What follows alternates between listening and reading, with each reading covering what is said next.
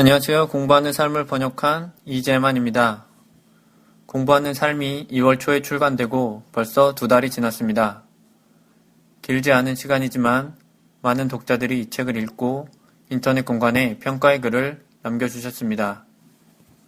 그 중에는 내용이 기대와 다소 달랐다는 평도 있었지만 공부하는 행위와 자세를 되새겨볼 기회가 되었다는 평이 많았습니다. 이렇게 이미 많은 분들이 책에 대한 평가를 해주셨고 또 저 나름의 평가는 역자서문에 밝혔으므로 이 자리에서는 아직 공부하는 삶을 읽지 않은 분들에게 이 책을 간략하게 소개하고자 합니다. 저는 독자들이 책을 읽기 전에 먼저 제목에 대해 생각해 봤으면 좋겠습니다. 저자가 말하는 공부하는 삶이 오늘날 우리가 일반적으로 생각하는 공부하는 삶과는 크게 다르기 때문입니다. 어떻게 다른지 알려면 먼저 저자에 대해 알아야겠지요. 저자 앙토넹 질베르 세르티 양주는 1863년에 태어나 1948년에 죽은 프랑스의 가톨릭 신학자입니다. 신학 중에서도 중세의 가톨릭 신학을 집대성한 13세기 인물인 성 토마스 아퀴나스를 전공했고 죽는 날까지 신학 연구에 매진했습니다. 공부하는 삶은 저자가 50대 후반이던 1920년에 출간되었습니다. 일평생 공부에 주력한 저자가 노년에 접어들 무렵 내놓은 책인 것입니다. 이처럼 저자에게는 공부가 삶의 중심이었습니다. 이 책의 제목도 공부를 중심에 둔 삶을 뜻합니다. 좀 더 구체적으로 말하면 농민이 자신의 삶을 농사일에 맞추어 살아가듯이 공부를 위해 하루하루를 규율하는 삶을 뜻합니다. 이제 이 책의 제목이 우리의 통념과 어떻게 다른지 아시겠지요?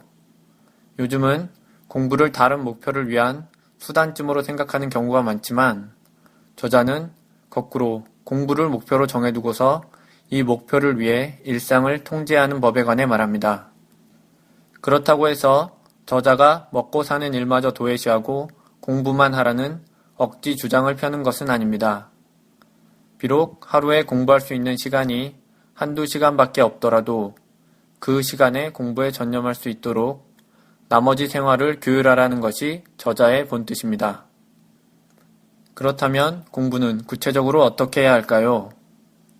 이 책은 바로 이 물음에 대한 답으로 채워져 있습니다. 저자는 공부하는 사람에게 어떤 덕목이 필요한지, 공부를 위해 일상을 어떻게 구성해야 하는지, 공부의 단계들을 어떻게 밟아 나가야 하는지에 관해 단호한 어조로 말합니다. 또 책을 고르고 읽는 방법, 책의 내용을 기억하고 이용하는 방법, 책에서 중요한 내용을 노트에 적어두는 방법에 관해 설명하고 마지막으로 공부의 성과를 자신의 글로 쓰는 법에 관해 말합니다. 공부하는 삶은 원서가 거의 100년 전에 출간되었지만 프랑스와 영미권에서 지금도 읽히고 있습니다. 이 사실로 알 수 있듯이 공부하는 삶은 공부의 근본을 성찰하게 하는 보기 드문 책입니다. 그런 만큼 꾸준히 공부하려는 한국 독자들에게도 유용한 길잡이가 되어줄 거라 생각합니다.